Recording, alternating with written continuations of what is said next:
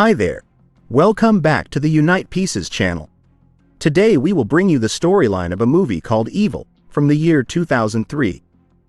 The movie tells the story of a teenage boy who is expelled from school for fighting. He transfers to a boarding school, where systematic bullying of younger students is encouraged as a way to maintain discipline, and decides to fight back. So, without further ado, let's get into the video.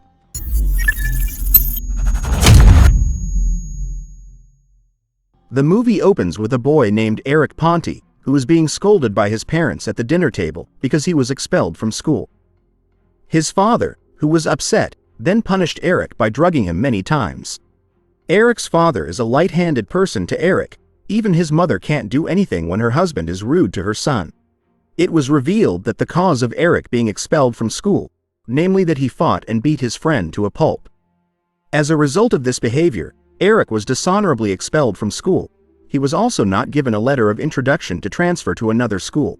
Finally, Erik's mother contacted her friend, who was a lawyer named Gunnar Ekengren, to help her son so that Erik could continue his schooling. His mother hopes that Erik can graduate from school, and his behavior changes. Then he is transferred to boarding school. Before leaving, his mother advised Erik to change his behavior at the school. Do not make any more problems and do not waste this last chance, because in a year he will graduate. Arriving at the boarding school, Erik was called by the head of the student council named Otto Silverhjelm. He was the son of a wealthy nobleman who often bullied at the school. Then, Erik was invited to tour the school until he reached his room. Erik was placed in a room with Pierre Tanguy, the smartest student in the school. In short, because of the compatibility between them, Erik and Pierre became friends. One night, all the students ate together in the hall, and Erik met Johan. They then chatted and got acquainted. Johan told Erik that in the school the students were grouped according to their social status. The higher the status, the more powerful he was. There were Otto, Dahlen, and some of his group. During the meal, Dahlen called a student and hit him on the head. Erik, who looked surprised, was then given an explanation by Pierre and Johan that it always happened during the dinner.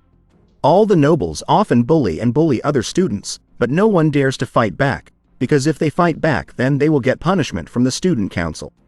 After eating, Pierre invited Erik to smoke secretly, because in school rules students are prohibited from smoking. The next night, Erik was called by Dahlen and ordered him to wash their shoes. Hearing that, Erik clearly refused and left them.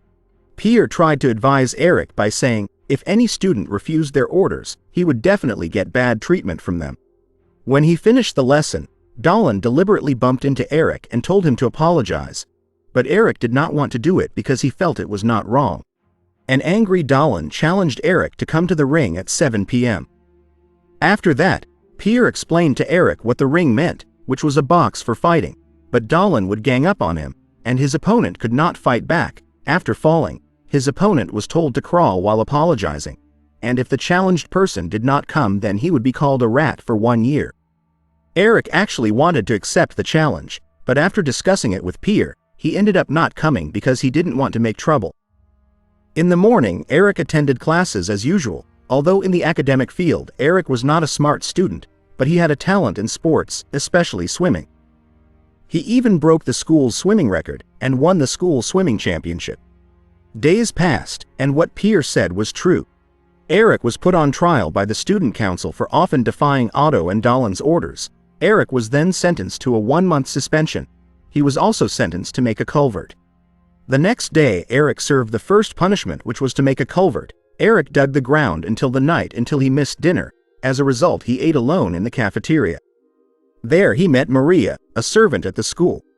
Maria was impressed by Erik for his courage. Maria also said that Erik was like her brother, who did not like bullying among students. Day after day, they met often, and slowly began to grow the seeds of love. One night, Erik smelled something wrong because the students were not sleeping. He was then told that Otto and his friends often teased the students if they slept. Knowing this, Erik prepared for the worst. Soon Otto entered the room and poured feces into his room. Fortunately, Erik managed to hide and not get hit by the dirt. He was angry because this was too much. Then Erik took the dirt and poured it on Otto's face, who was sleeping. During the lunch session, Erik insinuated Otto in front of him. The nobleman's son also hit Erik, not battered. but Erik just kept quiet because he didn't want to get into trouble. Soon the semester break arrived. Erik returned home with his swimming championship trophy, but his father was still angry at him because he saw Erik's report card had a C. He also asked why Erik was suspended. Erik then told him about the nobleman's son who always treated the students arbitrarily, and he was against it.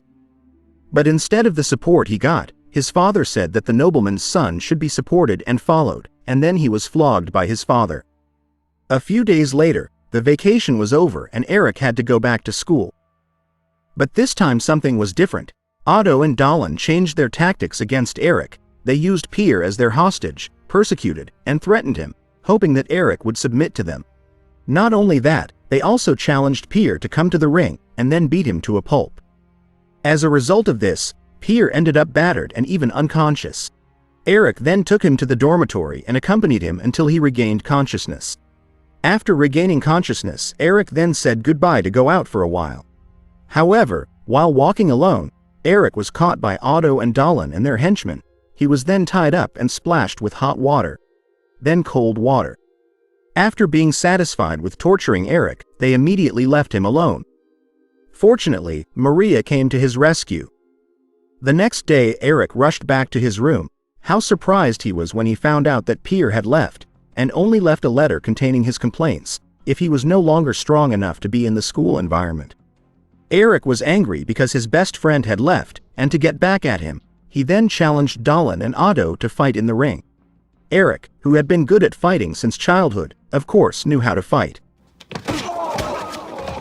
Without further ado, Erik immediately beat Dalen to a pulp. But he did not beat Otto and only threatened him. Then Erik wanted to see Maria, but it turned out that Maria had been fired a few days ago because someone reported Maria's relationship with Erik. Hearing that, Erik became desperate and was not eager to study. Some time later, Erik received a letter from Maria. In the letter, Maria revealed that it was the fault of both of them. Maria also said that she loved Erik, but maybe they could not meet again. Maria also revealed that she was pregnant with Erik's child.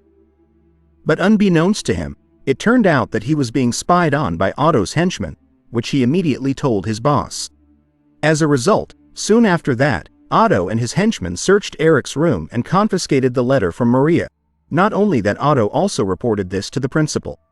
And this, finally, made Erik expelled from school. He was also not entitled to a diploma, and would be expelled dishonorably. When Erik asked for the letter from Maria to be returned, unfortunately the principal refused to give it to him, even though it was the only memory of Maria. Some time later, when Otto was walking alone in the middle of the forest, Erik suddenly confronted him with a log.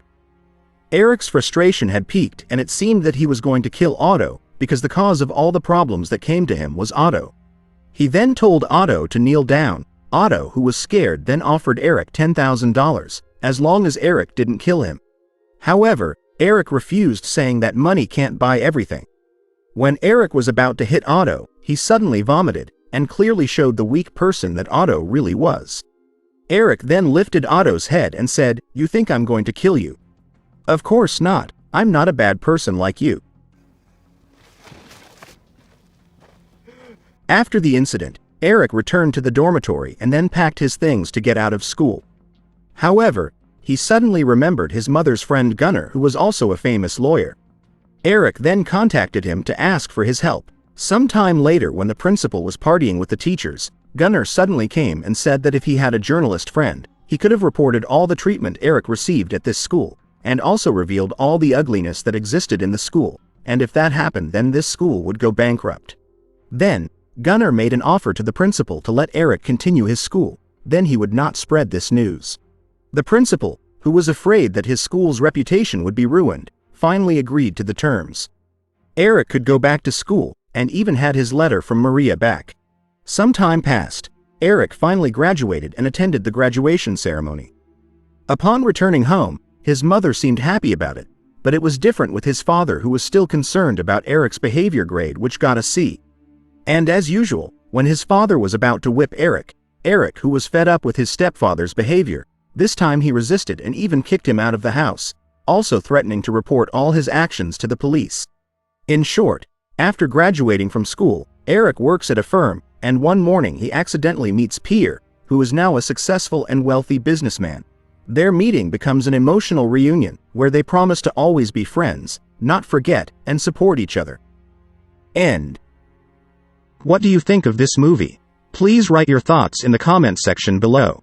Don't forget to hit the like button, and support our channel by subscribing, so that we stay motivated to create more interesting content for you to enjoy. And until next time.